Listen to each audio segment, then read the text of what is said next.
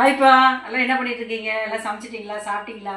சாப்பிட்ருந்தா கமெண்டில் சொல்லுங்கள். இன்றைக்கி என்ன நைட் டிஃபனா, என்ன சாப்பாடுங்கிறத சொல்லுங்கள் அம்மாட்ட.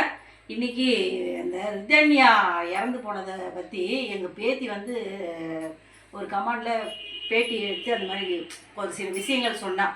ஒரு வயசு பொண்ணு சொல்லும்போது வந்து சிரிச்சுட்டு ரொம்ப இதாக சொல்ல முடியாது, ரொம்ப அழுதுகிட்டு கண்ணீர் விட்டுன்னு சொல்ல முடியாது. இது கமாண்ட் போட்டிருக்காங்க என்னன்னு, நீ எல்லாம் என்ன பொண்ணாக இருப்ப, இந்த மாதிரிலாம் பேசி சிரிச்சுக்கிட்டு போய் பேசிகிட்டு இருக்கிற இந்த விஷயத்த அப்படி இப்படின்னு கெட்ட வார்த்தையெல்லாம் சொல்லிக்க. நீ என்ன வயிற்றுக்கு என்ன சாப்பிட்றியா இல்லை வேறு எதாவது சாப்பிட்றியான்னு அந்த மாதிரி சொல்லணும். அந்த மாதிரிலாம் சொல்லாதீங்க. அந்த பையன் பேர் வந்து என்னமோ பேர் சொன்னாங்க, கிருஷ்ணா. நீ வந்து உனக்கும் ஒரு அக்கா தங்கச்சி இருந்துச்சுன்னா அவங்க அந்த மாதிரி ஏதோ ஒரு அறிவுள்ள வார்த்தைகளை சொன்னால் மற்றவங்க அந்த மாதிரி கமெண்ட் பண்ண நீ சும்மா இருப்பியா கிருஷ்ணா? சொல்லு பார்க்கலாம்.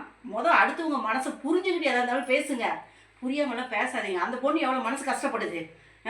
இந்த வந்து மக்கள்கிட்ட நான் பகிர்ந்துக்கணுங்கிறதுக்காக தான் இந்த விஷயத்தை நான் உங்கள்கிட்ட சொல்கிறேன். நீங்கள் என்ன பாருங்கள், வாங்க அம்மா வீட்டில் என்ன சாப்பாடுன்றது பார்க்கலாம். இங்கே பாருங்கள், சாப்பாடு சூடாக ரெடியாக இருக்குது. இன்றைக்கி அம்மா வீட்டில் நைட்டுக்கு எப்பயுமே அப்பா சாப்பாடு தான் சாப்பிட்றாரு. பாருங்கள், மீன் வறுத்து வச்சுருக்கிறேன். எனக்கு அம்மாவுக்கு வந்து சப்பாத்தி, அப்பாவுக்கு ரசம் தீர்ந்து போச்சு. மத்தியானம் வச்சு பாருங்கள், கொஞ்சம் தான் இருக்குது, இறா இருக்குது. எனக்கு வந்து இந்த மீன் சப்பாத்தி வெங்காயம் வச்சு சாப்பிடுவோம்மா. இன்றைக்கி அம்மா வீட்டில் இந்த சாப்பாடு. உங்கள் வீட்டில் என்னங்கிறத கமெண்டில் சொல்லுங்கள்.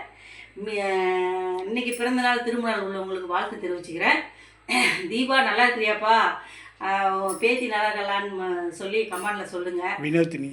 வினோதினிக்கு நல்லபடியாக குழந்தை வர வேணுங்கிறத நான் மனசார வேண்டிக்கிறேன். அதே மாதிரி இந்த புவனேஸ்வரிக்கு நேற்று போய் நான் வந்து இதில் இறக்கத்து காளியம்மன் கோயிலில் வந்து விளக்கு போட்டுட்டு சாமி கும்பிட்டு அந்த பொண்ணுக்கு எப்படியாவது ஒரு குழந்தை வரம் கொடுப்பான்னு சொல்லி வேண்டியிருக்கிறேன். அதே மாதிரி சுமதி விநாயகத்துக்கு வந்து கால்வெளி எழுதி கொடுத்தாங்க, எழுதி கொடுத்தாரு அப்பா. அதையும் கொண்டு போய் படிச்சுட்டு சாமி கும்பிட்டு வந்துட்டு எல்லாத்துக்காகவும் நாங்கள் வேண்டிக்கிறோம். எங்கள் பொண்ணுக்காகவும் நீங்கள் வேண்டிக்கோங்க, அவங்களுக்கு நல்லபடியாக சீரும் சிறப்புமாக இருக்கணும்னு வேண்டிக்கோங்க. இன்றைக்கி அம்மா வீட்டில் இதுதான் சாப்பாடு. உங்கள் வீட்டில் என்னங்கிறத சொல்லுங்கள். ஓகேங்க, பாய்ங்க.